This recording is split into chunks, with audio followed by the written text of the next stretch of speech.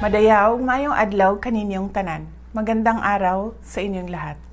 Nakikiisa ako sa sambayanang Pilipino sa pagdarasal, pag-aayuno at pagbubukas ng ating puso ngayong Semana Santa.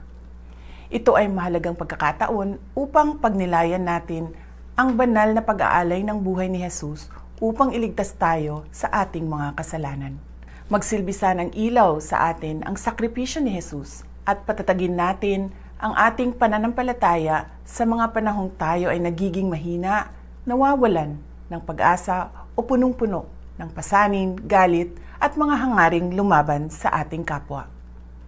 Habang dumaranas ang bayan ng matinding pagsubok at lalong lumalalim ang pagkawatak-watak, ang Kwaresma ay paanyaya para sa panahon ng paghilom, pagbabalik loob at pagbabalik tanaw sa mga pinahalagahan nating mga Pilipino, malasakit, pananampalataya, at pagkakaisa.